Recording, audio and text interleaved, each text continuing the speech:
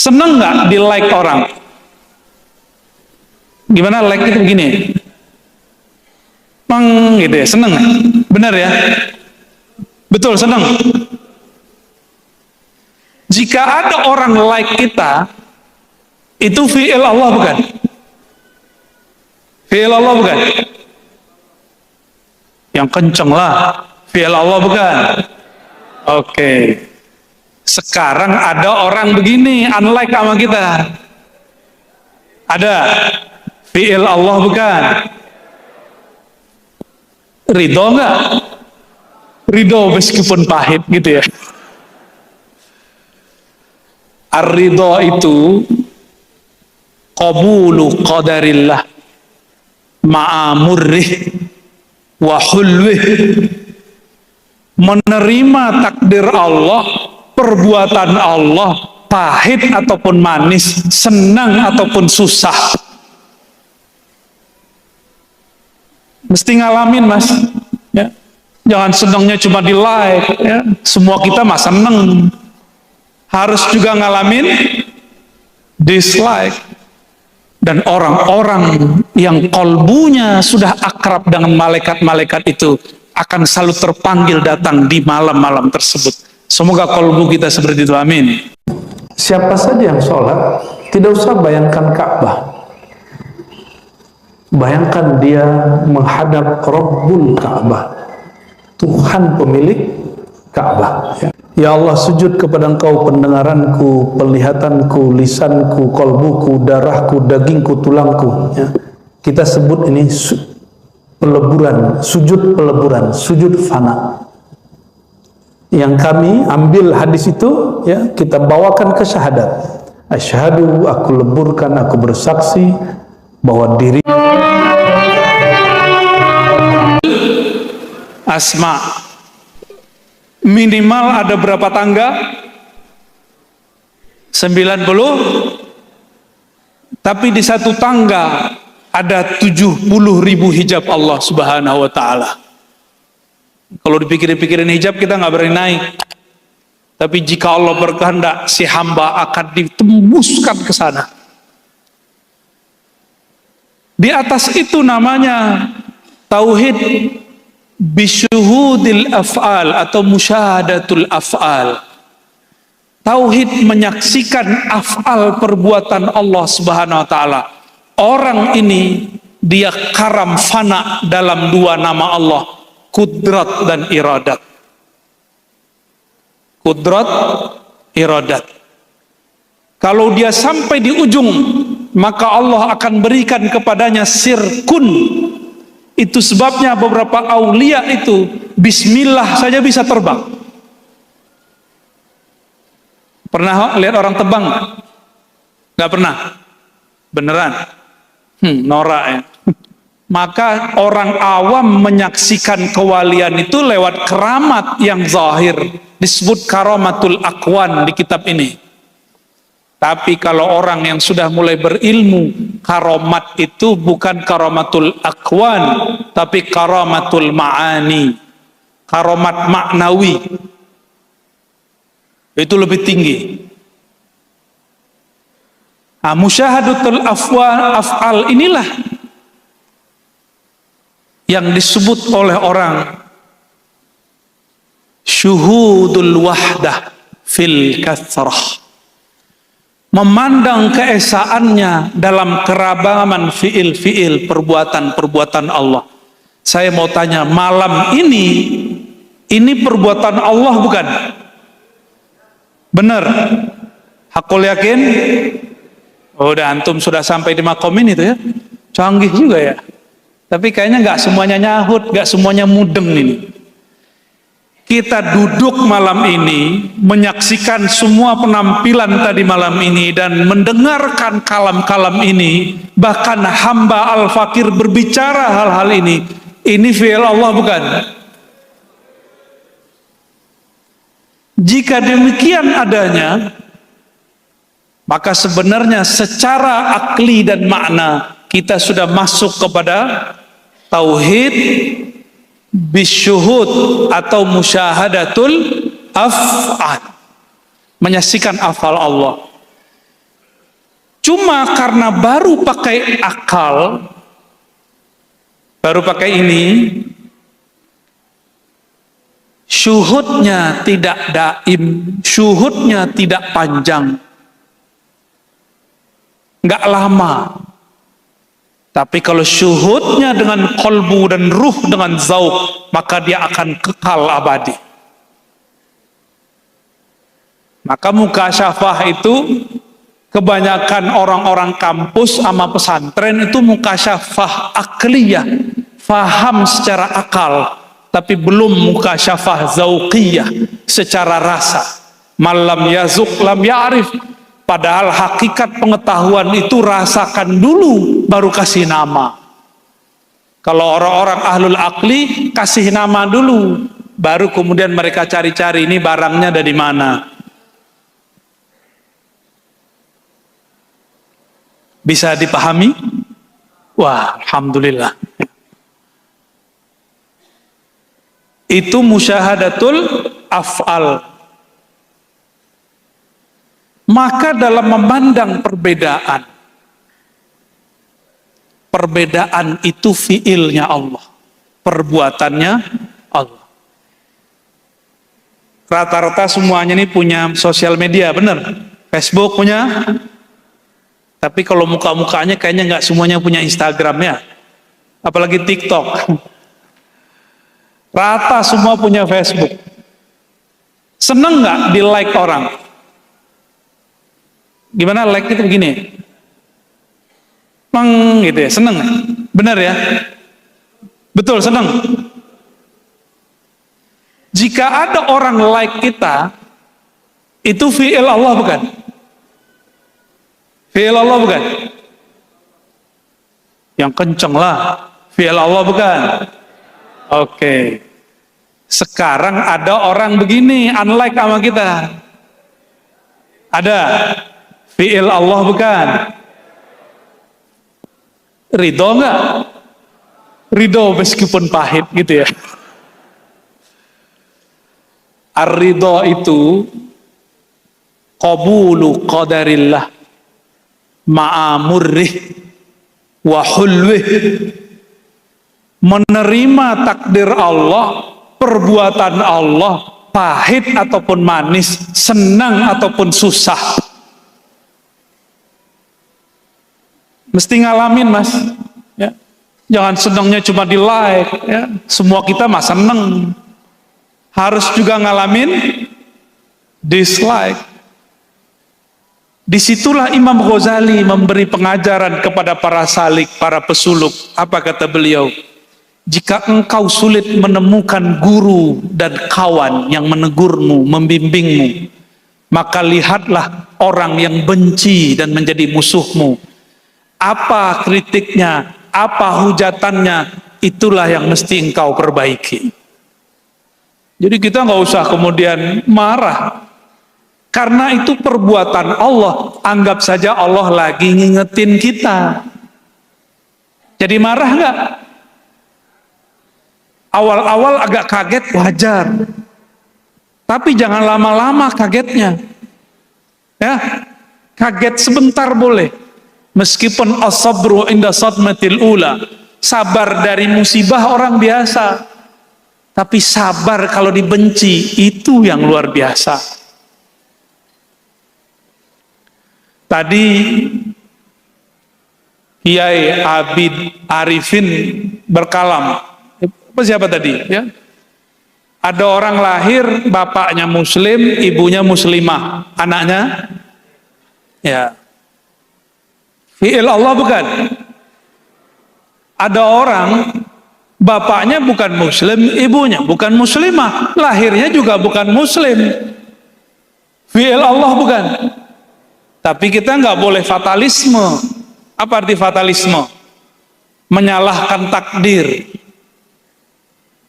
Allah simpen satu sifat di dalam diri namanya ikhtiar dan kasab. Usaha memilih. Maka kita tidak mengutuk orang berbeda agama karena dia terlahir dengan agamanya. Kenapa? Semuanya Semuanya takdir dari Allah. Tinggal dia nanti mencari kebenaran dalam ikhtiarnya. Dalam mencari itu, fastabikul khairat. Mari kita cari mana yang terbaik. Kebenaran satu, benar? Ya. Kebenaran satu, ya. Kebenaran siapa? Agama Allah sempurna, betul. Agamanya sempurna. Yang di depan saya udah sempurna belum? Jadi ada salah satu kawan saya mengkritisi, apa katanya? Ngapain maulid-maulid? Agama Allah telah sempurna. Pakai ayat Al-Maidah, Al-Yauma akmaltu lakum dinakum. Pada hari ini akmaltu, aku sempurnakan bagi kamu, lakum, yang disempurnakan bukan kamu, tapi dinakum. Akmaltu mutaaddinya apa? Din. Jadi objeknya itu din. Yang sempurna dinnya, bukan kumnya. Jadi kalau nanti ada yang bantah-bantah, jawab aja, betul agama kita sempurna, ente nggak sempurna, saya nggak sempurna. Ayat ini sering diperkosa, tahu diperkosa. Katanya nggak boleh nafsirin ayat sembarangan, dia nafsirin ayat sembarangan. Katanya kalau mentafsir ada syarat-syaratnya, lo dia nggak cukup syarat menafsir. Nggak adil. Giliran kita menafsir dia nggak terima. Gila dia menafsir dianggap itu benar. Maka mereka yang sekarang memerkosa kebenaran ini, kebenaran Allah yang satu, dianggap itu turun hanya kepadanya. Maka yang beda dengan dia, beda dengan Allah. Bahaya nggak tuh orang? Hah?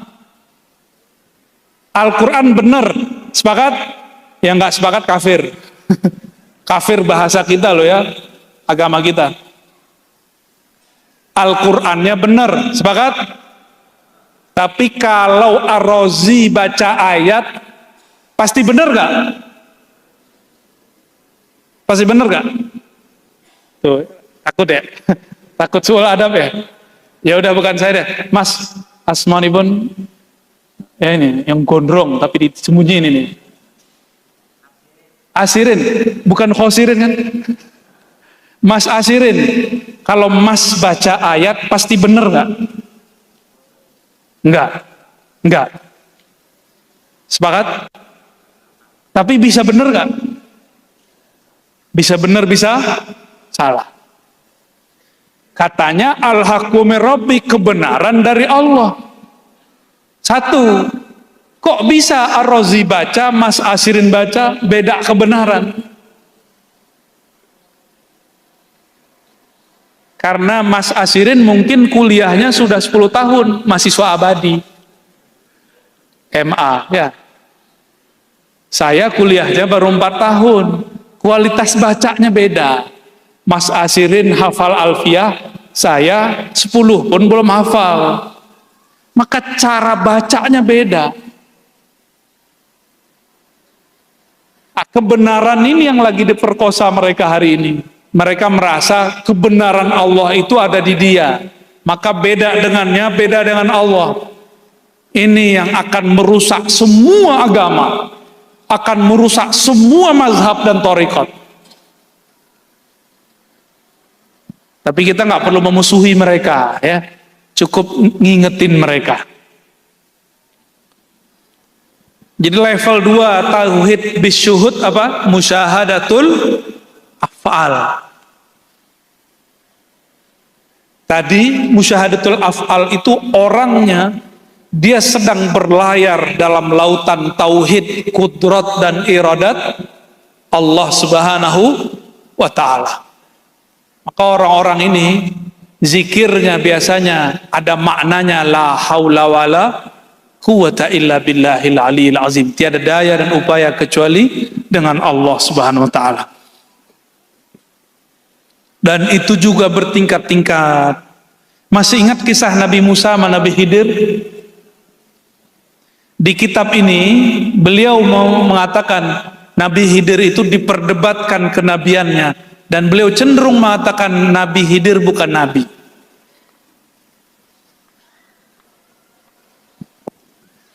Tapi kalau saya tidak mempertentangkan itu, Nabi Khidir sebelum Nabi Muhammad beliau nabi statusnya.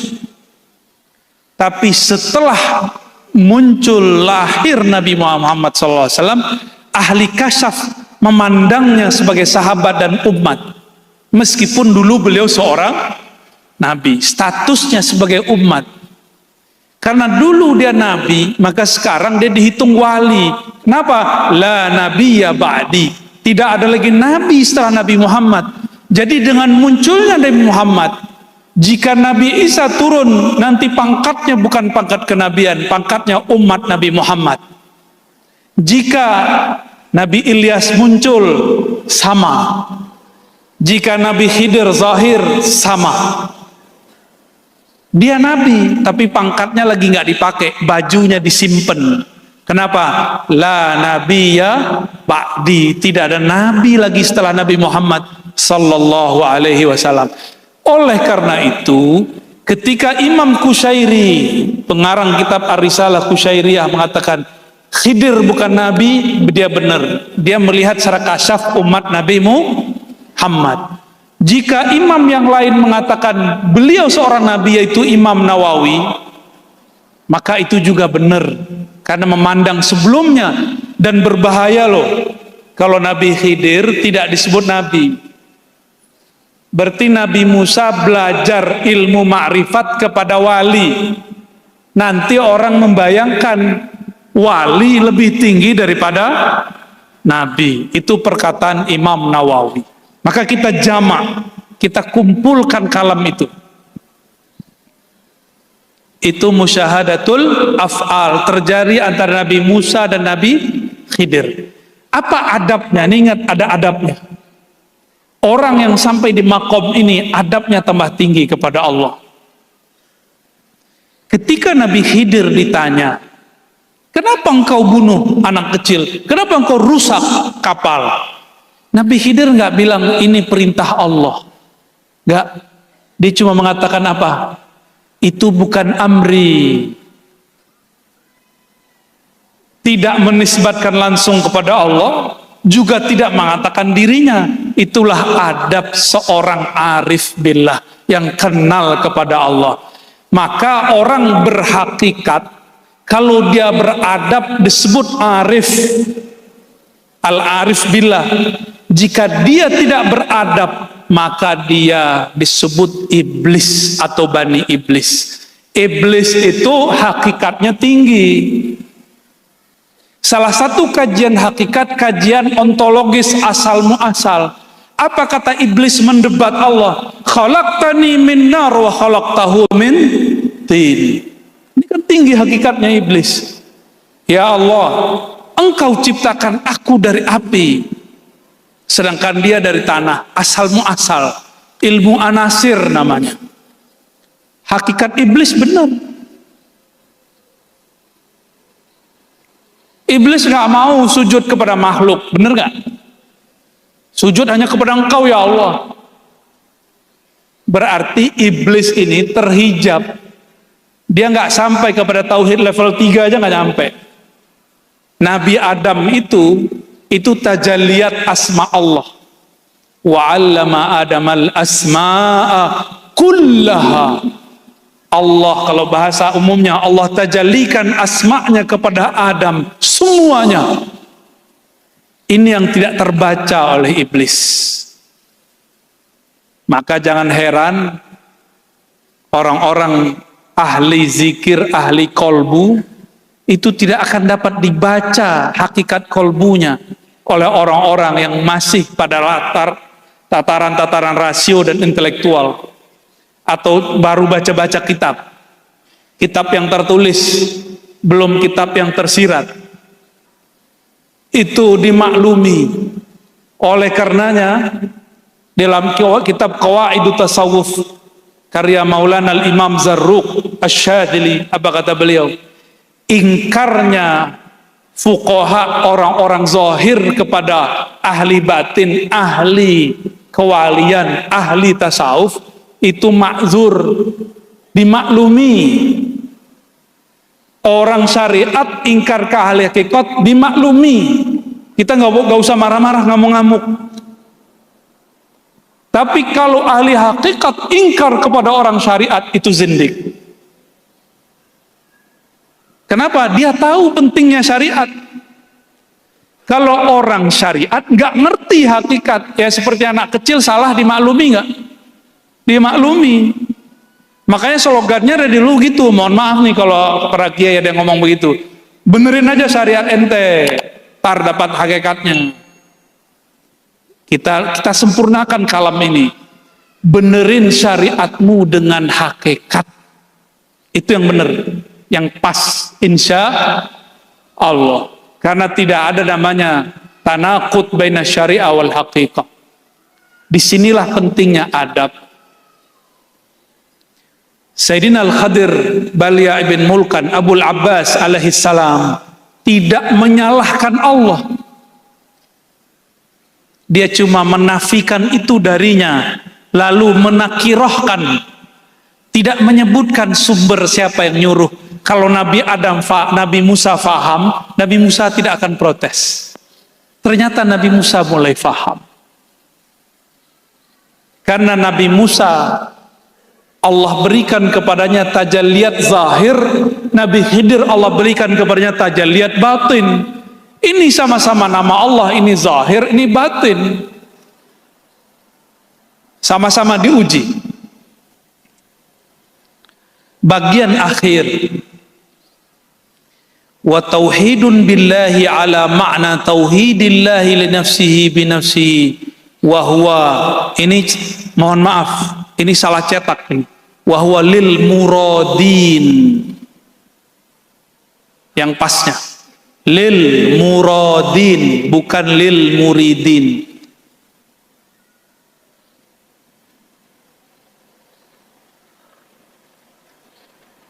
Kalaupun di naskahnya tertulis begitu, dia tidak munasib. Maka yang munasib adalah murad, bukan murid. Tauhid kepada Allah tadi musyahadah bil af'al, ya. Maka di level ini ada dua tangga besar, yaitu musyahadah bis sifat wa bizzat. Dua itu. Itulah makomnya muradin. Murad, murid yang sudah wusul namanya murad. Murid itu masih mikir, wah ini Pak Kiai Nizam nih nyuruh zikir 5.000, zikir Allah Allah Allah Allah Allah Allah. Itu masih murid, masih berasa capek di kaki. Ya, tapi kalau sudah murad, mau berapa aja disuruh doyan. Karena kolbu itu makanannya adalah asma. Ini kalau dikasafkan Allah ini kolbunya mas-mas dan mbak-mbak ini, itu dilihat kolbunya sebagian besar kurus. Karena kurang asupan gizi asma. Nama Allah Subhanahu, Rasul Shallallahu Alaihi Wasallam awal terima wahyu, Iqra bismi rabbik. Iqra secara harfiah baca, tapi lihat kamus mu'jam. Iqra qara'a bima'na jama'ah. Benar? Salah satu makna qara'a jama'ah. Maka beberapa masyayikh kita mengartikan Iqra bismi rabbik, ijma', kumpulkan himmahmu, semangatmu, kolbumu dengan nama Rabbmu. Kumpulkan, sebut nama Allah. Turun Al-Muzammil, sama wazkurisma rabbik, sebut nama Rabbmu. Maka jika boleh kita bersyukur, berbangga dan bersyukur atas nikmat Allah, zikir khafi, menyebut nama Allah dalam kolbu, Ini adalah kholwatnya Rasulullah di awal-awal terima wahyu risalah.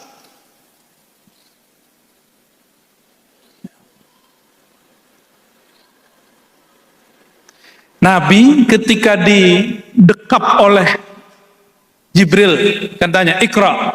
Jawaban beliau apa? Ma'ana biqari. Itu namanya tahapan murid. Ketika didekap, orang kalau sudah terdesak, maka ilmu kepepet muncul. Muncullah yang sebenarnya dari Nabi Muhammad SAW. Itu namanya murad. Nabi Muhammad kalau ngelakonin sebagai murid, beliau berguru ke Jibril alaihissalam.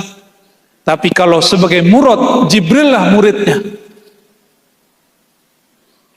Tahu dari mana coba? Dalam satu riwayat Imam Hakim, saya ingat dalam kitab Al-Mustadrak, ya, atau kitab yang lain, itu Sayyidina Jibril diizinkan memandang nur Nabi Muhammad SAW itu 2000 tahun. Sebelum itu, maka beliau disuruh bersolawat. Itu bukan Mustadrak, ya. Ada satu kitab tentang ilmu Nur Muhammad. Kalau yang di Mustadrak itu dikatakan Nabi nanya ke Jibril. Nah, ini yang saya ingat. Di Tobroni ada yang semakna, di Dailami. Ini coba lihat makom Sayyidina Jibril, Sayyidina Muhammad. Perhatikan makomnya. Nabi Muhammad nanya, ya Jibril, hal ra'aita rabbak? Wahai Jibril, apakah engkau memandang kepada Rabbmu, Tuhanmu? Apa jawaban Sayyidina Jibril? La, tidak. Antara aku dan dia, Allah yang Maha Esa, sab'ina alf, ada 70.000 hijaban min nur, hijab cahaya. Seandainya danautu, aku mendekat kepada hijab yang paling bawah, lah taraktu, aku akan terbakar. Antara Sayyidina Jibril dan Allah, ini ilustrasi, 70.000 hijab cahaya. Yang paling bawah hijab cahaya, malaikat Jibril mendekat, kebakar.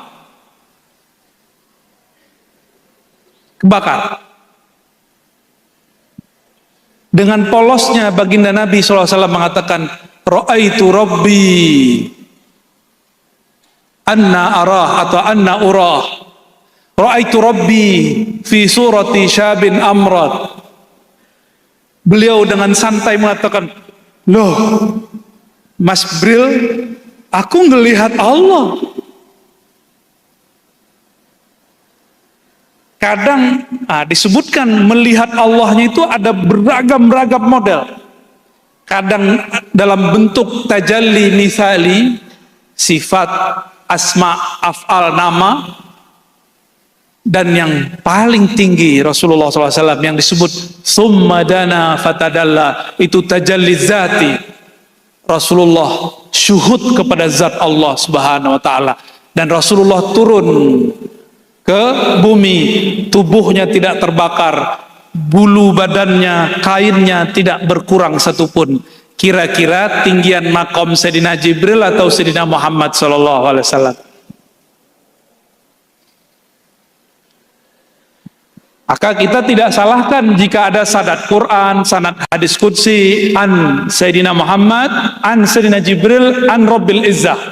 Dari Nabi Muhammad, dari Jibril, dari Allah. Itu sanad murid, sanad riwayat. Tapi sanad hakikat, sanad ma'rifat, Jibril dari Nabi Muhammad sallallahu alaihi wasallam. Karena yang bisa cerita tentang sifat Allah Nabi Muhammad, Jibril nggak bisa. Yang bisa cerita tajalliyat zat cuma Nabi Muhammad, Jibril nggak bisa. Maka di saat itu Jibril pun ikut ngaji. Maka versi saya, Al-Fakir, ketika Jibril mengajarkan kepada sahabat, itu juga ngajarin malaikat yang lain. Akhbirni anil Islam, iman, Islam, ihsan. Walaupun di ujung Nabi mengatakan, zalika Jibril atakum liyu'allimakum dinakum. Dia datang Jibril kepada kalian untuk mengajarkan agama kalian. Tapi Jibril kan kalau turun nggak sendiri.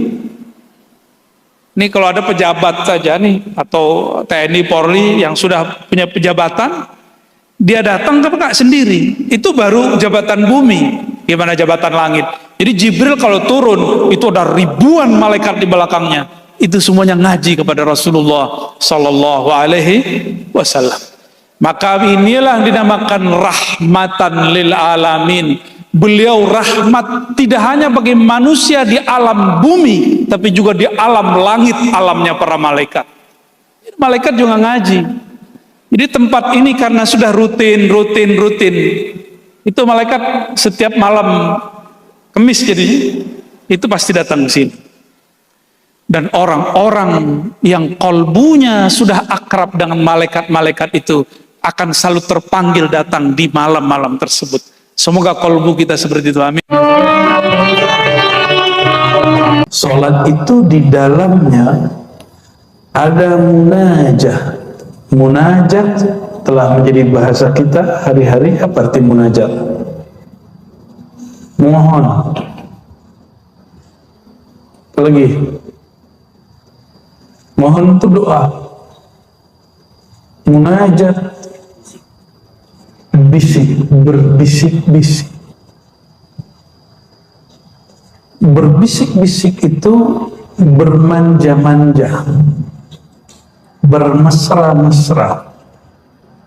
Maka munajatun boleh diartikan bisikan mesra cintanya hamba dengan zat yang terkasih, zat yang paling layak dicinta, yaitu zatullah subhanahu wa ta'ala. Munajat itu saya buat analog. Kalau kita punya kekasih, maka malam hari paling senang bermunajat dengannya, bermanja-manja, berbisik-bisik dengannya. Benar nggak? Maka Sufyan Ats-Tsauri setiap kali terbit fajar dia menangis. Apa katanya? Habislah waktuku berdua-duaan dengan Allah SWT. Habislah waktuku bermanja-manja. Setelah ini orang akan banyak datang, murid banyak datang, banyak kesibukan duniawi. Jadi dulu imam-imam itu nangis kalau terbit fajar. Kalau sekarang senang ya? Atau malah kesel, udah subuh aja nih gitu. Munajatu Rabbil Izzah, bermanja-manja dengan Allah. Mungkinkah kita bermanja dengan yang tidak dikenal? Orang mesti dia bermanja-manja dengan sesuatu yang dia kenal. Maka syarat sholat itu menjadi munajat, ma'rifatul ma'bud, mengenal siapa yang disembah. Karena ma'rifat, mengenal Allah itu tiada batasnya. Maka jangan berhenti belajar ilmu tentang Allah Subhanahu wa ta'ala. Dan gak ada namanya orang paling mengenal Allah setelah Nabi Muhammad SAW, kecuali pewaris mutlak beliau yang Allah rahasiakan. Ya. Hari ini banyak orang jualan obral ma'rifat, terus ngaku dirinya satu-satunya yang bisa menghantarkan murid kepada Allah. Nah begitu, itu Arab Badui begitu.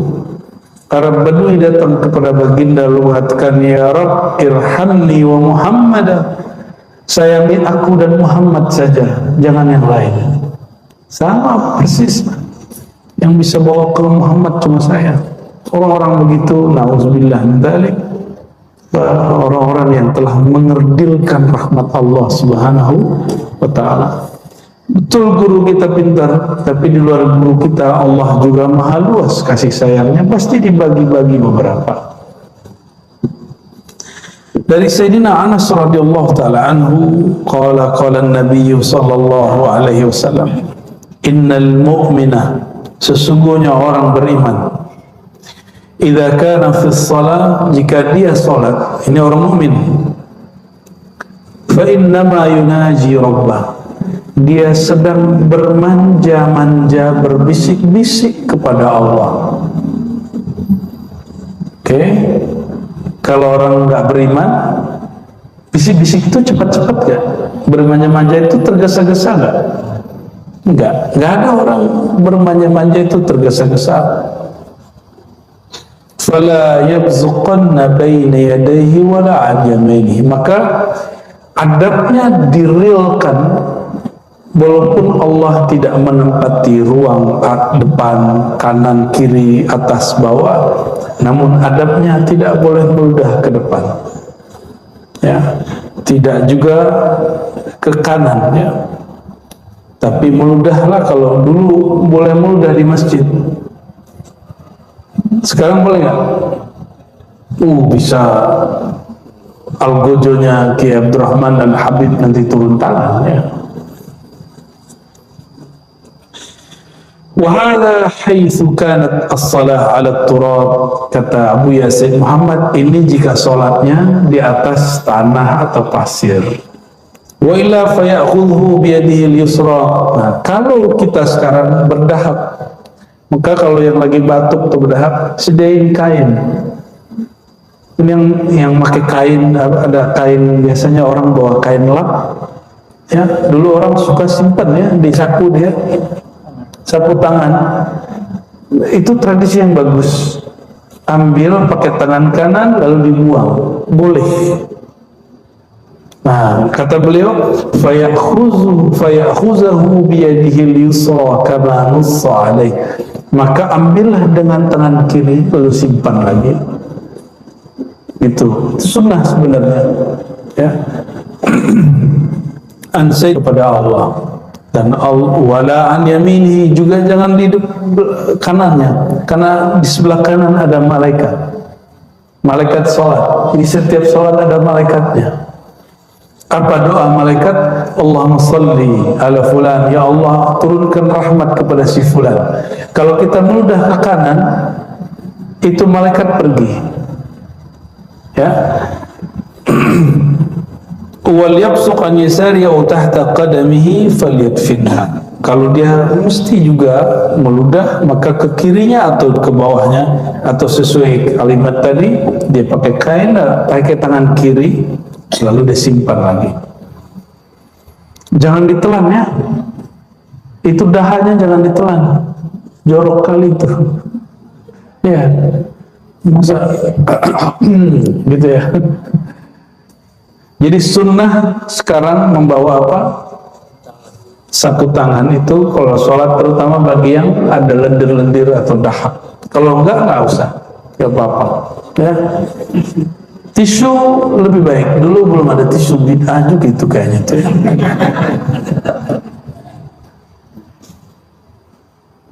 Umin dalik, ganti tema. Tadi sholat itu tempat munajat. Inilah yang membuat orang rindu sholat. Udah rindu sholat belum?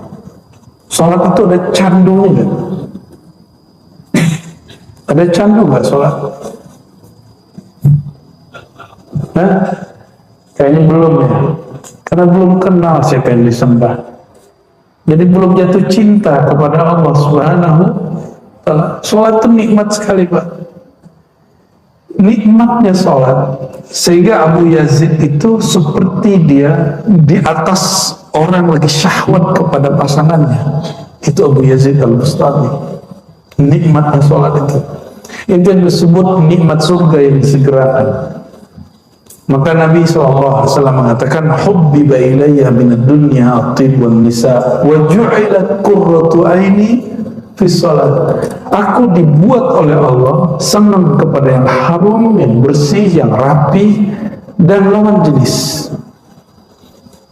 Tetapi pelipur laraku hanya di dalam sholat. Bukan hidup yang rapi, bukan pasangan, Tapi apa yang membuat Nabi terobati kolbunya? Fis shalah, di dalam sholat ya.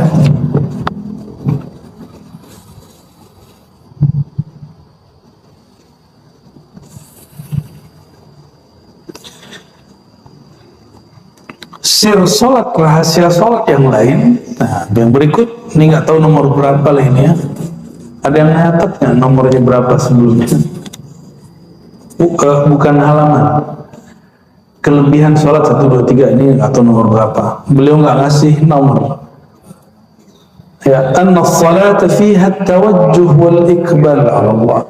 Sholat itu ada 2 aktivitas besar selain munajat di situ, itu tawajjuh. Apa itu tawajjuh? Tawajjuh itu menghadapkan kolbu kepada yang mengendalikan kolbu. Wal iqbal, lalu menatap Allah Subhanahu wa ta'ala. An Sayyidina Ibn Umar radhiyallahu ta'ala anhuma anna Rasulullah sallallahu alaihi wasallam qala, Rasulullah bersabda, idza kana ahadukum yusalli, sama jika kamu salat jangan meludah, jangan melakukan gerakan-gerakan di luar salat, fa innallaha qibala wajhihi idza shalla, karena Allah secara adab di depan dia. Bukan berarti Allah menempati ruang depan, tapi tubuh ini berkiblat ke Ka'bah, maka Allah akan menerima orang itu dari arah depannya.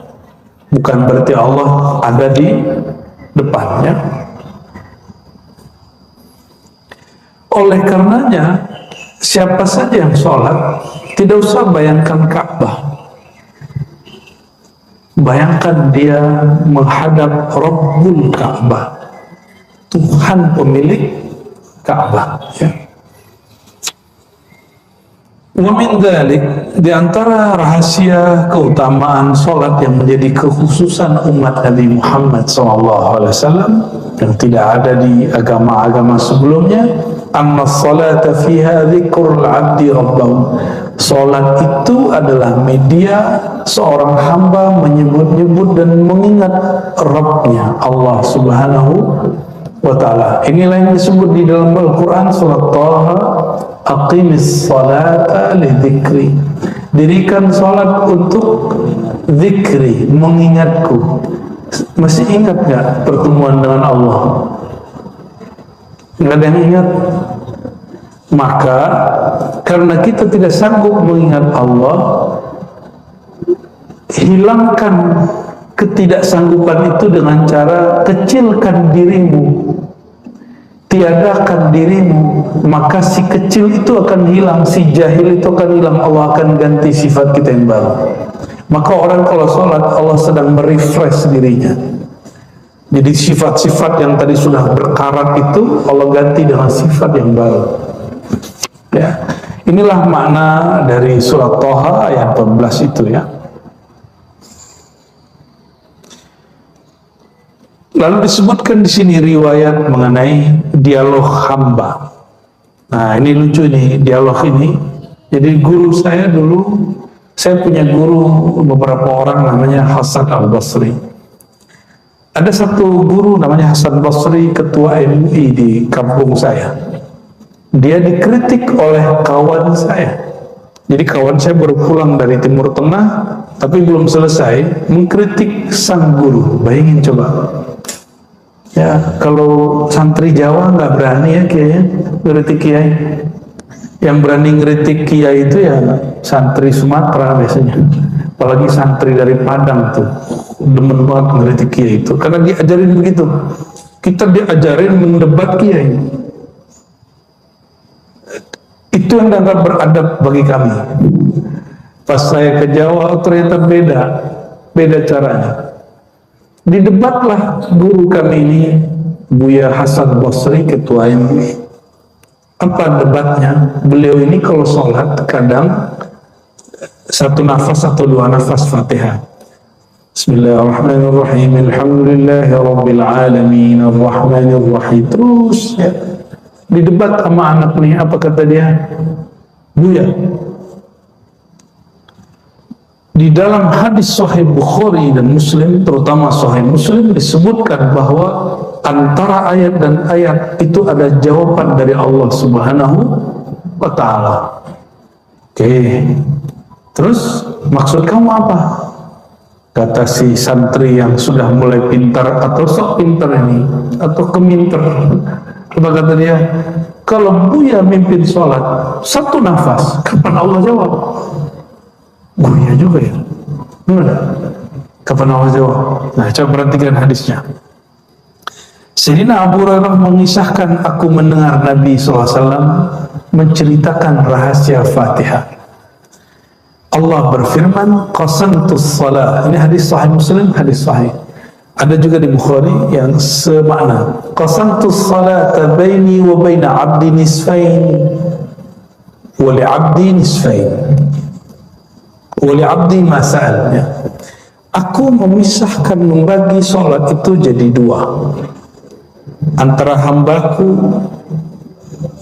dia memujiku, menyembahku, dan hambaku memohon kepadaku.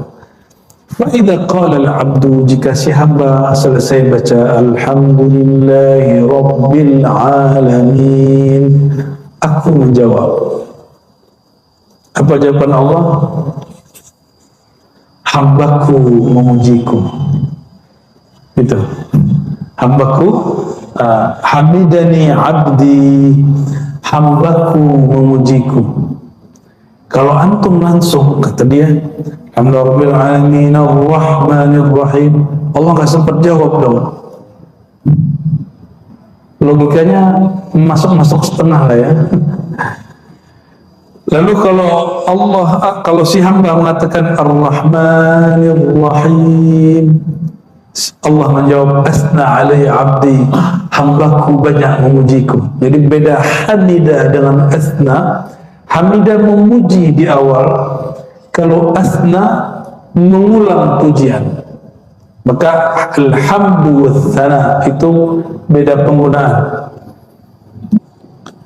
Jika si hamba membaca Malik Yaumiddin, nah ini yang tadi saya tinggal sedikit ya, Malik Yaumiddin, maka Allah menjawab, Majjadani abdi, hambaku sedang memuja-mujiku. Jadi ada al-majd. Jadi pujian yang sudah lebih dari banyak disebut tamjid. Innaka hamidun majid. Hamid terpuji, majid sangat-sangat terpuji. Fawwada ilayya abdi, lalu hambaku menyerahkan urusannya kepadaku. Lalu ketika dia baca iyyaka na'budu wa iyyaka nasta'in, maka Allah mengatakan hadza baini wa baina abdi, inilah hubunganku dengannya. Dia menyembahku iyyaka na'budu, maka aku beri dia iyyaka nasta'in, kepada engkau kami memohon pertolongan. Wa li 'abdi mas'al, apapun yang diminta aku kasih. Kalau satu napas Allah nggak sempat jawab, bro. Itu guru saya sempat kemudian terpengaruh. Maka beliau sudah pensiun jadi ketua MUI dan sudah nggak mau debat. Dan orang dari dulu nggak mau debat. Ya. Begitu juga ayat ihdinas siratal mustaqim siratal ladzina an'amta 'alaihim ghairil maghdubi 'alaihim waladdallin, sama kalimat, jawabannya sama. Apa jawaban kami? Mungkin ini pernah saya bahas di waktu yang lain, mungkin ada yang lupa, sekedar mengingatkan. Dalam aqidah Ahlussunnah, kalamullah bila harfin wala sautin. Allah jika berkalam, kalamnya tidak berhuruf, tidak bersuara. Karena huruf dan suara itu ciptaan. Coba baca. Ba. Ba itu pertemuan dua bibir. Bibir ini makhluk bukan? Suara, nafas, lalu titik-titik tempat keluar huruf, itu makhluk bukan? maka bunyi yang keluar dari mulut namanya ba alif semua itu adalah makhluk. Tapi kalam Allah tidak makhluk. Maka Al-Quran bermakna kalam tidak makhluk, tapi mushaf makhluk. Suara kita baca Quran makhluk. Imam Bukhari hampir dibunuh karena menjelaskan ini waktu di Daisapur. Disalahfahami oleh seniornya namanya Muhammad Az-Zuhli, ya, karena bab ini kata Imam Bukhari, bacaan Quranmu makhluk, Qurannya tidak makhluk. Langsung dituduh sesat. Untung kita nggak hidup di zaman itu, ya, mungkin saya dituduh sesat juga. Kita nggak ngomong gitu aja dituduh sesat sama orang, ya. Walhasil saya sampaikan, jadi Buya, Allah itu berkalam seperti yang Buya ajarkan dulu waktu di sekolah, tanpa huruf dan tempat suara. Maka jika Allah menjawab Bismillahirrahmanirrahim, Alhamdulillahi Rabbil Alamin, lanjut misalnya satu nafas, itu nggak perlu jeda, karena Allah menjawab tidak perlu jeda. Dan itu sekali saya lihat beliau senyumnya puas sekali. Terakhir saya berkunjungi beliau dan setelah itu beliau wafat, ya. Dan tapi saya puas. Semoga itu tanda beliau ridho, ya, ridho kepada muridnya yang kurang adab ini, ya. Mengenai Maliki Yaumiddin, nah ini ada tafsir Mahthur, ini dia tafsir yang diriwayatkan bahwa Maliki Yaumiddin, Allah berkalam, hambaku memuja mujiku dan dia telah menyerahkan urusannya kepadaku. Jadi kita kalau mengatakan Maliki Yaumiddin, dialah sang pemilik, sang raja hari kiamat. Di dalam Asmaul Husna Allah bernama Malikul Mulk. Malikul Mulk, Malikul tanpa alif, bukan Malik, bukan, tapi Malikul Mulk.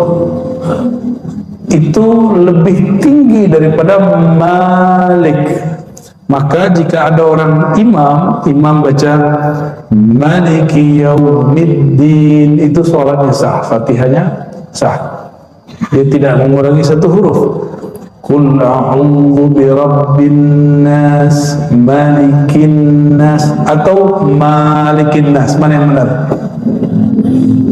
Malikin nas, raja yang benar-benar raja di raja, penguasa, pemilik manusia. Itu mana Malik tanpa alif. Tapi kalau pakai alif itu berarti raja aja atau pemilik saja. Satu kali Nabi SAW pernah mengatakan di hadapan sahabat. Jadi Nabi ini tawadu, tapi dalam bab tertentu beliau mengenalkan dirinya dan menyebutkan hakikat jiwanya, hakikat nurnya. Apa kata beliau? Ana sayyidu waladi Adam. Akulah sayyid waladi Adam. Kalau boleh diterjemah, raja manusia, yaumul qiyamah, pada hari kiamat.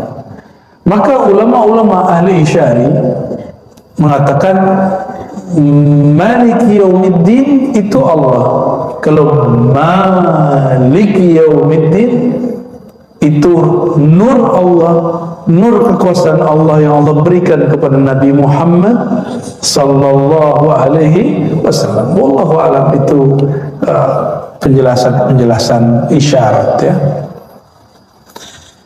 وجاء في رواية أخرى زيادة في أوله فإذا قال العبد بسم الله الرحمن الرحيم. Ada satu riwayat dia tidak sahih, tapi riwayat Daruqutni dan Baihaqi. Jadi mulai dari Bismillah. Jika si hamba baca Bismillah, maka Allah mengatakan Dzakarani abdi, hambaku menyebut-nyebut namaku, mengingat aku. Senang diingat sama orang, ya, senang diingat. Itu namanya sifat jalal Allah yang Allah sertakan pada diri kita.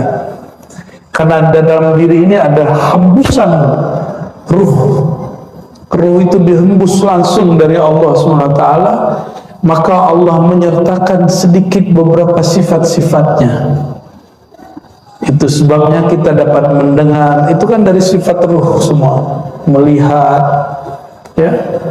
Kalau nggak ditiup, itu tubuh nggak bisa mendengar. Dan juga termasuk karakter ingin diingat. Orang kalau faham ini, mengingat dia akan dihantarkan mengingat Rasulullah, mengingat Rasul akan menghantarkan dia ingat kepada Allah. Itu yang disebut di hadis Imam Ahmad, Imam Ibnu Majah, man awliya Allah, siapakah wali Allah wahai baginda? Beliau menjawab, man idza ra'aitahu dzukirullah, orang yang jika engkau pandang, engkau ingat, engkau visualkan, engkau bayangkan, engkau kirimin Fatihah, mengingat dia menghantarkan engkau mengingat Allah Subhanahu wa ta'ala. Kenapa?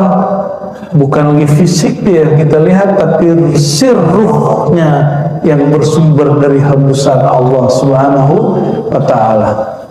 Itulah guru mursyid. Itu yang disebut guru. Jadi orang kalau dapat ijazah 7, pandang dia nggak membuat kita ingat Allah, maka dia bukan mursyid kita. Carilah mursyid yang kalau mengingat dia, memandang dia, membuat kita teringat baginda, membuat kita terhantar mengingat Allah Subhanahu wa ta'ala. Dan itu makamnya Nabi Muhammad SAW. Lalu pewaris-pewaris Nabi Muhammad sallallahu alaihi wasallam. Ya, semoga di antara kita diizinkan untuk mencapai maqam ini. Amin ya rabbal alamin. Wa min dzalik, di antara sir rahasia daripada salat yang merupakan kekhususan umat Nabi Muhammad SAW. Jadi sholat itu Bapak Ibu, ibadah secara umum, setiap ibadah ada malaikatnya. Dan malaikatnya ada dua jenis, malaikat bumi dan malaikat langit. Khusus Fatihah yang dibaca dalam sholat, itu ada bacaan amin. Coba amin. Nah ini amin. Yang bisa bahasa Arab, amin itu terjemahannya apa? Hah? Coba tasrifnya apa? Kan kata Arab itu bisa diderivasi, dirubah. Shalla yusalli salatan, amin apa?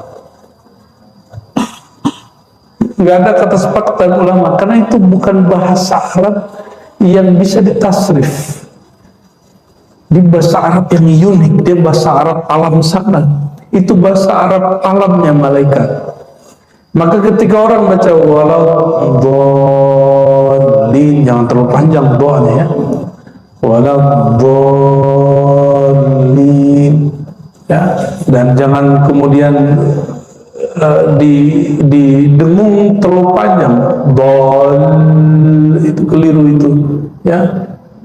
Nggak boleh itu bila gunnah, tanpa ada dengung.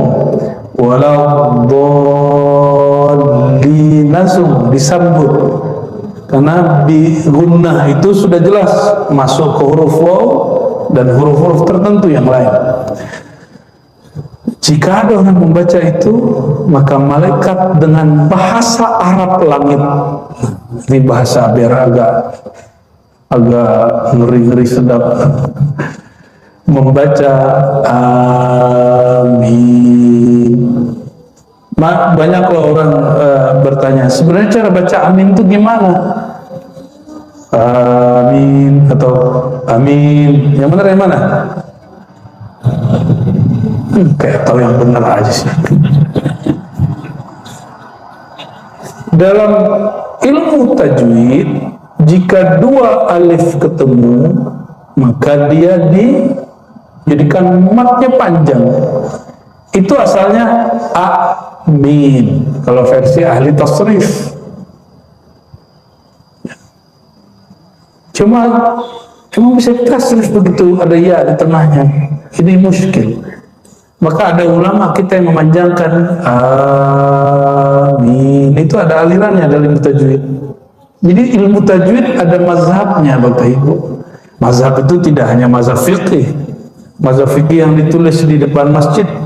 Kan kalau disebut semua repot juga, tapi cukup yang 3 itu. Mazhab apa di sini? Syafi'i. Enggak usah ditulis qiraat kita, qiraat Asim. Oh, repot sudah. Ya, cukup 3 itu. Pertanda masjid ini masjid rahmatan lil alamin, insya Allah. Gak mungkin juga disebut qiraat Asim. Oh, rempong. Ya, jadi amin itu bukan bahasa Arab sini, dia bahasa Arab. Dia walaupun tidak setara dengan alif lam mim, tapi dia hampir-hampir sumbernya sama. Coba alif lam mim, ada yang tahu bahasa Arabnya apa? Alif lam mim, apa artinya? Enggak tahu, itu bukan arti. Hanya Allah yang tahu, itu bukan arti. Ada artinya, ada di kitab tafsir. Namun dalam tafsir Jalalain yang dibaca Kiai Imam Suyuti mengalihkan makna, bukan memaknai. Wallahu a'lam bimuradihi. Allah lebih tahu maksudnya, tapi itu bukan arti. Orang mengira itu artinya. Itu pertanda bahwa huruf Arab yang ada di Quran bukan huruf Arab yang dibuat-buat baginda Nabi Muhammad SAW, tapi itu Arab yang asli dari hadirat Allah Subhanahu wa Ta'ala. Maka dalam ilmu lughah ada satu kaidah, annal lughata bal lughat fil alam min Allah. Semua bahasa bersumber dari Allah. Semua bahasa bersumber dari Allah. Atas dasar itulah kita tidak menolak orang menyebut Allah dengan sebutan Gusti, Pangeran, Tuhan. Kita tidak nolak, karena semua bahasa dari Allah Subhanahu wa Ta'ala. Yang menolak, dia tidak mengerti ilmu bahasa, padahal Al-Quran itu sumber bahasa. Nah, saya mau tanya lagi, jadi alif lam mim bahasa apa? Bahasa langit? Enggak, itu tempat, langit itu tempat. Bahasa apa? Coba bacain awal-awal surat Yusuf. Terus Qur'ana, kami jadikan Quran itu Arabian, maka alif lam mim itu bahasa Arab, tapi bukan bahasa Arab sini. Ini yang disebut ijaz untuk melemahkan Arab Quraisy, karena bahasa Arab mereka sudah terkontaminasi. Ada Arab yang lebih murni. Gitu. Apa makna Arab? Bahasa Arab itu artinya Araba, artinya sesuatu yang bergerak. Maka huruf bahasa Arab, harokat itu artinya gerak. Harokat itu gerak artinya. I'rab itu mengetahui harokat akhir dari satu kata. Dan satu kata tidak selalu stagnan seperti bahasa Indonesia. Saya makan, bisa nggak? Saya makana, makani, makanu, nggak ada. Dalam bahasa Arab, makan itu akala, yakulu, yakul, kulu, kuli, banyak sekali. Itu disebut dengan i'rab. Maka bahasa Arab itu bahasa yang bergerak. Dan dia selalu bergerak. Jadi alif lam mim bahasa apa? Alif lam mim bahasa apa? Bahasa Inggris. Bahasa Arab. Tidak ada di dalam Al-Quran satu kata, satu huruf pun di luar bahasa Arab. Karena dia bahasa Arab pasti ada maknanya. namun tidak semua diketahui oleh para ulama. Hatta sekelas Sayyidina Abu Bakar As-Siddiq dibacakan ayat wa fakihatan wa abba. Orang nanya, ya Abu Bakar, apa itu fakih, apa itu abba? Kalau fakihah kami tahu buah. Abba, mana abba? Apa kata Sayyidina Abu Bakar? Seandainya saya taruh kepala saya di bawah kolong angin manapun, ini kepala nggak berani menerjemahkan, menafsirkan ayat sesuka hati. Selevel Abu Bakar, Sayyidina Abu Bakar, nggak mesti sesat, bisa keliru, bisa tidak tahu, lalu ia menunjukimu. Tapi sama kawan saya yang baru hijrah jadi ustadz, apa kata dia? Rasulullah pernah sesat. Orang kalau baca Quran nggak belajar akidah, sesat menerjemah Quran. Oleh karena itu akidah minal Quran, akidah itu bagian dari Al-Quran. Kalau kita pakai Quran, ada nggak sholat 5 waktu? Sholat cuma 3 waktu. Aminah Wadud, tahu Aminah Wadud yang mimpin sholat Jumat perempuan? Itu kita tanya, kenapa sih ente mimpin sholat Jumat? Apa jawaban dia? Di Quran nggak ada larangan perempuan jadi imam sholat Jumat. Iya juga sih ya, tapi blow on.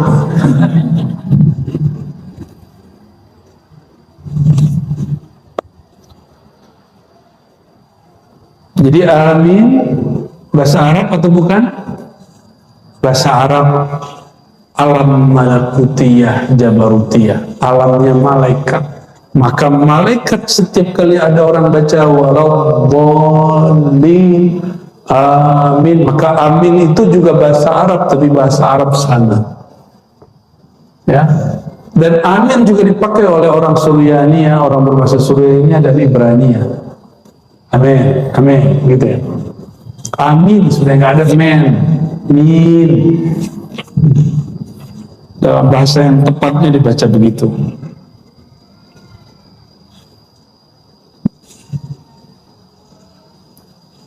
Apa dalilnya?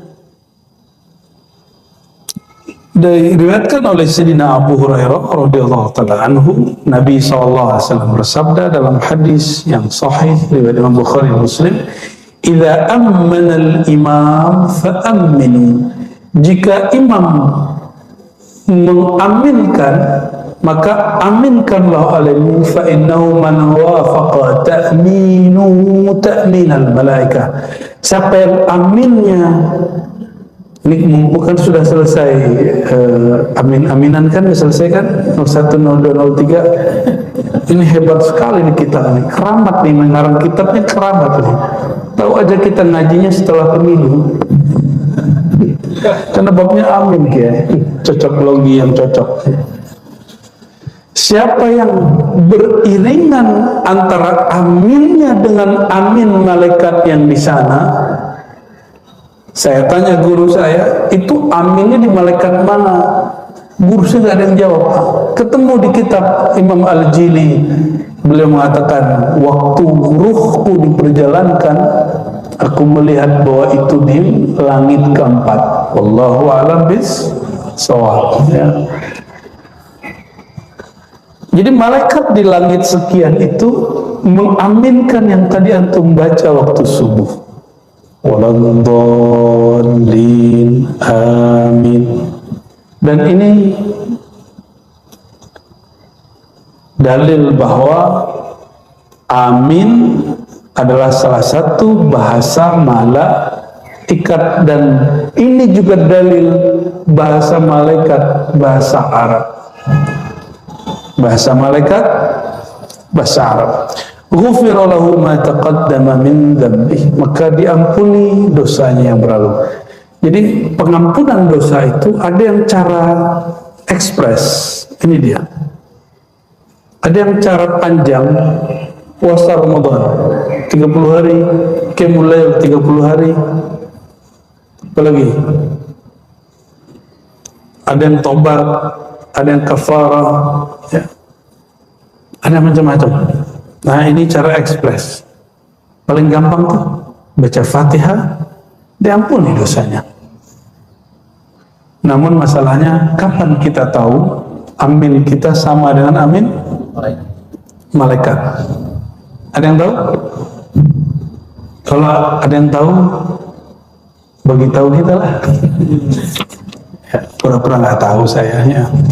Emang nggak tahu, hanya Allah yang maha tahu. Kita ini hanya diberitahu. Ditahunya insan diberitahu oleh yang maha tahu. Juga disebutkan oleh riwayat Imam Bukhari Muslim yang lain bahwa idza qala ahadukum amin, jika kamu membaca amin, qalatil malaikatu fis sama, malaikat yang di langit juga membaca amin, fawafaqat ihdahuma al-ukhra, samalah aminmu dengan aminnya dia, ghufira lahu ma taqaddama min dhanbi, diampuni ya. Berarti Al-Fatihah sendiri sudah sangat ajaib ya, sangat ajaib. Jadi ketika disebut bahwa Al-Fatihah dialog hamba dan Allah, Allah membalas pujian hamba, maka seorang guru saya mengatakan, tahukah engkau salawat Allah pada dirinya? Salawat Allah pada dirinya adalah suratul Fatihah. Wallahu a'lam bishawab. Itu ilmu hikmah kerohanian ya, bukan hikmah kesaktian. Wa min dzalik, halaman 66. Di antara sir rahasia salat itu, tanha sahibaha 'anil fahsya'i wal munkar. Tanha itu menahan, bukan melarang. Ya, terjemahan di sini apa? Nahi mungkar itu bukan melarang, tapi menahan. Nahan ya. Menahan pelaku sholat dari fahsya, dari perbuatan keji, wal munkar, dan sesuatu yang tidak dikenal nilai baiknya. Jadi apa yang disebut munkar? Yang tidak dikenal sisi baiknya disebut munkar, diingkari, tidak dikenali. Qala Allah Ta'ala, ini ayat sudah sering dibaca, surah Al-Ankabut ya, di tengah ayat, wa aqimis salata innas salata tanha 'anil fahsya'i wal munkar. Dirikanlah salat karena sesungguhnya salat menahan daripada fahsya dan munkar. Wala dzikrullahi akbar, sungguh mengingat Allah itu lebih besar. Wala dzikrullahi, lebih besar dari apa? Dari dunia dan seisinya. Wallahu ya'lamu ma tasna'un. Karena zikrullah itu besar efeknya, maka fahsya dan munkar, keji dan kemungkaran itu terpinggirkan sendiri. Jadi kalau ingin memberantas keji dan munkar, jangan langsung sweeping. Dirikan di tempat itu sholat. Hidupkan majelis-majelis yang mengajarkan sholat di situ. Baru kalau antum mau sweeping, izin dulu dengan polisi ya kan, kerjasama kalau perlu. Jadi jangan main langsung sweeping, itu bid'ah ya. Hisbah kita, nahi mungkar kita dimulai dengan al-amru bil ma'ruf. Salat itu ma'ruf, dirikan dulu yang ma'ruf, kemungkaran akan rontok dengan sendirinya. Jangan berantas kemungkaran dulu, itu tidak sesuai dengan ajaran Nabi Muhammad sallallahu alaihi wasallam. Faqad amara subhanahu wa ta'ala bi iqamati shalah wa bayyana athar as-salah fi man aqamaha anna tanha 'anil fahsya, sampai akhir. Lalu ini barangkali terakhir pada pagi ini, anna as-salata tuhadzibul 'abda min as-sifati adh-dhamimah. Salat itu mentahzib, melatih, membersihkan, merapikan, itu tahzib.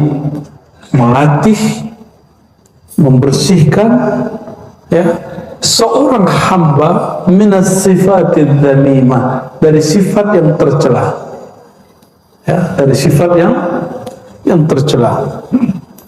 Orang kalau baca Allahu Akbar dia sombong nggak?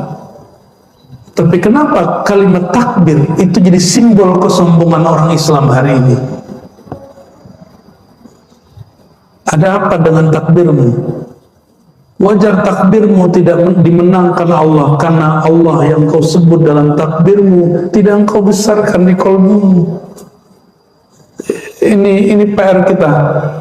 Karena di dalam hadis yang hasan disebutkan bahwa di akhir zaman ini sudah dekat masanya. Daerah Rum itu ditaklukkan bukan dengan perang, tapi hanya dengan takbir. Takbir seperti apa itu? Ini yang disebut Nabi Muhammad SAW, ya. Inna a'da'ika ma baina janbayk, musuh terbesarmu adalah emosimu, egomu. Kecilkan dulu ego kita, baru kita bisa ngalahin ego orang. Saya suka takbir kalau lagi ngaji, tapi bukan takbir kesombongan, karena yang kita besarkan Allah. Lalu kenapa kita merasa sok besar, sok bener, dakwahnya sok bener, manhajnya sok bener? Enggak, kita enggak begitu. Dan kita sedih sekali orang membentak dengan takbir, yang dibentak ustadznya karena beda pilihan dengannya. Pernah ngalamin atau pernah bentak ustadz? Antum durhaka itu, ya. Guru itu paling kenal Allah. Dia tahu kapan takbir itu jadi senjata. Masih ingat 2016, 2019, 2019. Saya di Pondok Labu, saya diteriakin orang dari luar. Dia nggak ngaji di dalam. Saya bilang, politik demokrasi tidak pernah ada di Quran, tidak pernah ada di sunnah Nabi. Maka beda pilihan bukan beda iman. Di takbir dulu, kita panggil ente masuk sini. Takbir depan aneh, nggak ada yang berani satupun. Takbirnya berani di luar masjid. Itu syaitan bertakbir. Ya. Cuma karena saya tidak mau pro dengan 00 itu. Kenapa? Untuk apa saya mengobarkan takbir itu hanya untuk 5 tahun orang berpuasa? Takbir saya abadi, karena takbir menyebut nama Allah Subhanahu wa Ta'ala Maha Abadi. Saya mau tanya, ya, di Quran ada jihad, di sunnah ada jihad. Apakah ayat jihad untuk pemilihan pemilu? Lalu kenapa ayat-ayat jihad muncul waktu orang demo? Kenapa muncul? Dia sedang memperkosa ayat-ayat Allah SWT. Tolong jangan orang yang sudah kenal khasais ummah al-Muhammadiyah jangan mau dipolitisasi dengan simbol agama. Agama kita suci. Agama mencakup politik. Agama tidak butuh politik. Politik butuh agama. Jadi kalau ada orang ngomong Islam tidak boleh lepas dari politik, bahasanya keliru. Politik tidak boleh lepas dari Islam. Islam mencakup semua, betul. Tapi bukan berarti Islam harus berpolitik dengan politik ente, harus milih nolnya ente itu, ya. Auzubillah min dzalik. Politisasi agama sudah memecah kalbu kita. Maka Allah katakan wala dzikrullahi akbar. Yang besar itu cukup Allah. Kecilkan nolmu, ya, dan nol masih merasa besar lagi. Maka Bapak Ibu, saudara yang makan Allah, sehingga selalu saya sisipkan ini untuk edukasi. Mungkin tahun berapa lagi nih? Emang masih ada? Insya Allah Indonesia masih ada lah. 2000 berapa? 2029. Tapi setelahnya kita nggak tahu, ya. Karena krisis di mana-mana. Masih ingat pandemi? Ini udah lupa semua, amnesia, cepat sekali lupanya. Pandemi seakan-akan nggak ada lagi aktivitas, masjid kosong. Nggak pernah dalam sejarah Indonesia masjid kosong, Pak. Masjid ini pernah kosong ya, Kiai? Ya, Kiai kena juga deh. Ya,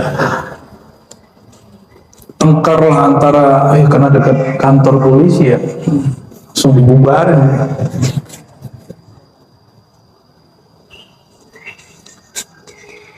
Dan dalam hadis dikatakan nanti di hari kiamat akan muncul orang gak ada haji.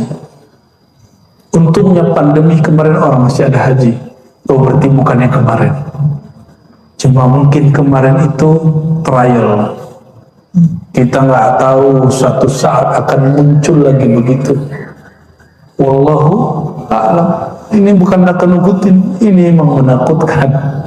Tapi tenang, waladzikrullahi akbar. Mengenal Allah itu lebih besar, menyebut nama Allah itu lebih besar. Gak usah khawatir nanti paceklik katanya El Nino, El Nano, El Nino, terserah dia mau datang. Ya, karena dalam hadis disebutkan nanti sebelum Isa turun, Dajjal muncul, Al-Mahdi berjuang, nanti ada 3 tahun masa paceklik. Hujan gak turun, gagal panen di mana-mana, kelaparan di mana-mana, orang berebut air, berebut nasi, berebut semua. Sebelum masa itu datang, berlatihlah tidak bergantung dengan air, bergantunglah dengan zat yang menciptakan air.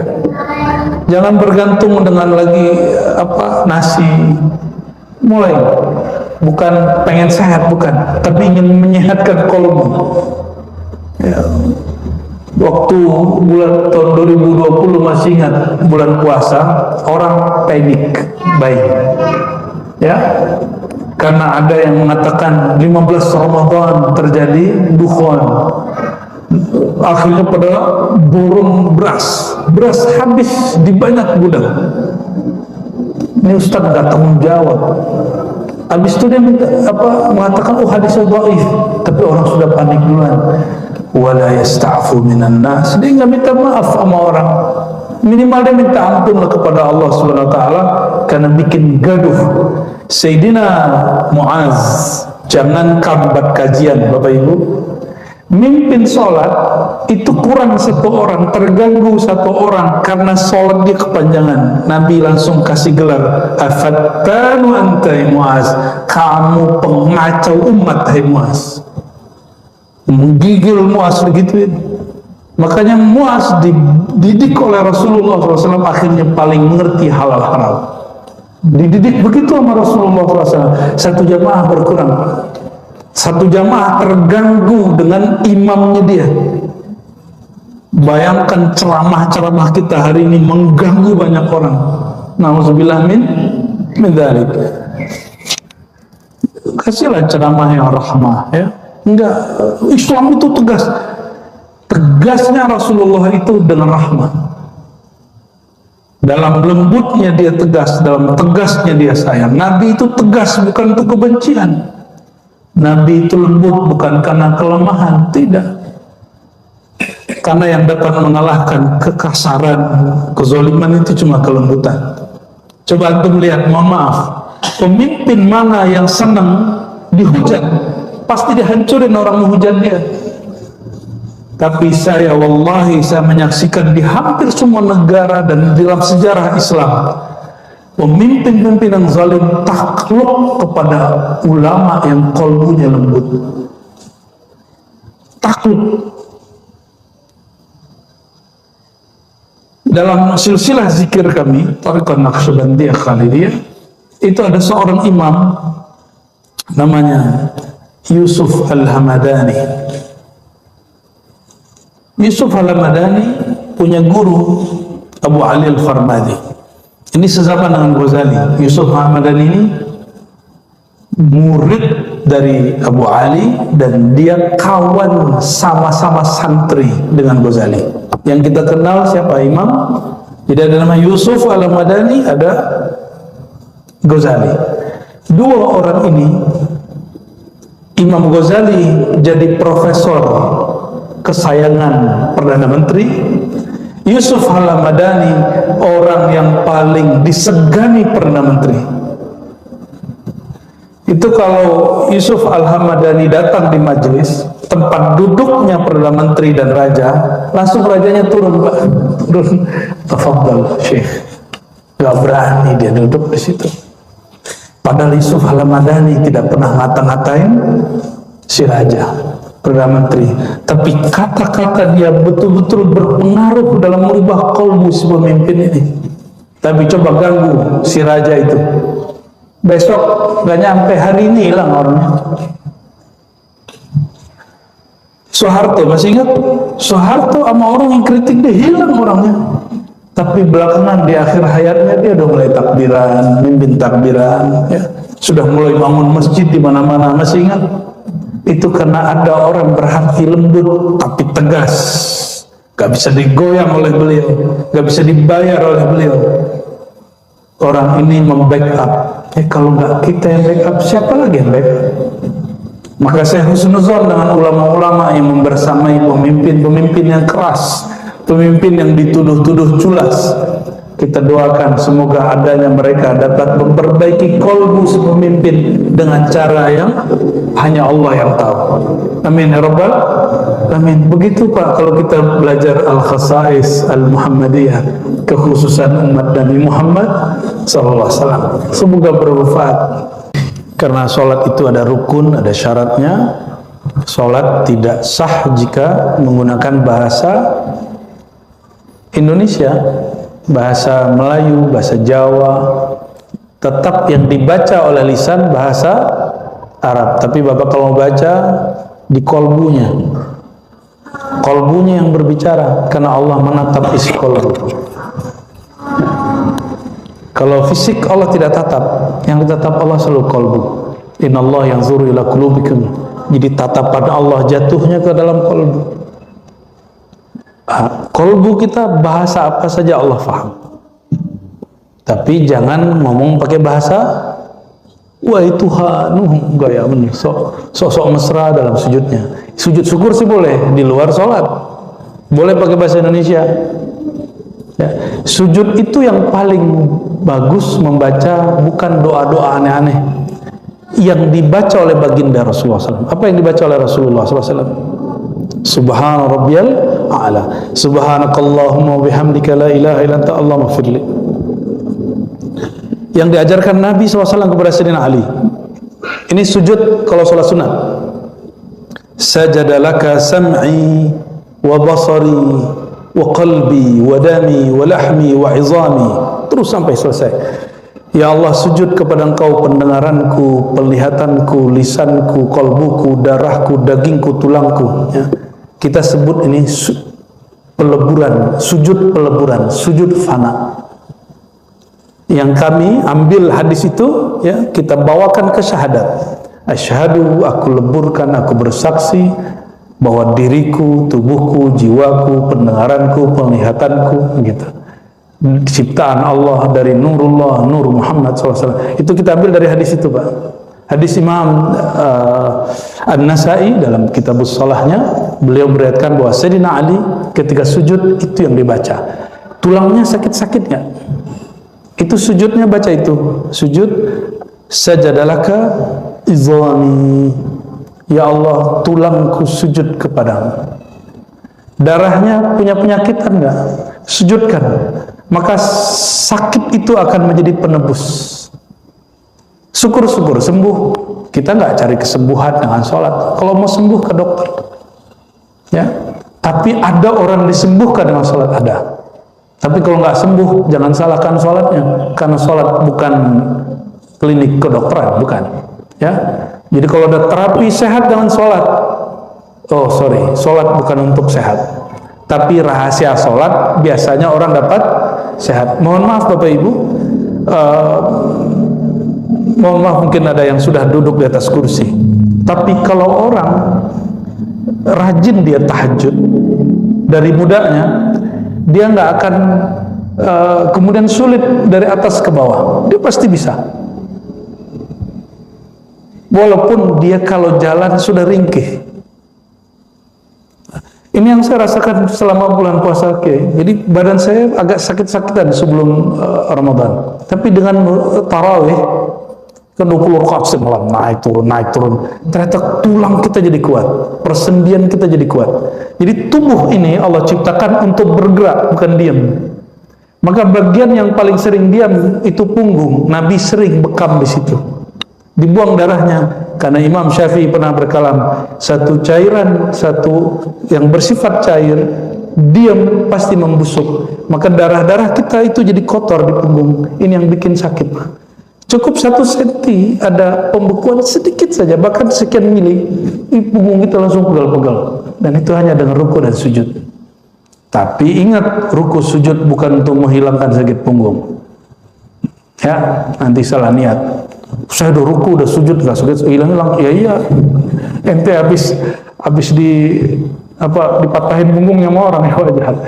Bapak Ibu, jadi cara kita sujud dan ruku, aktifkan kolbu ya, lisan menerjemahkan isi di dalam, jangan lisan ikut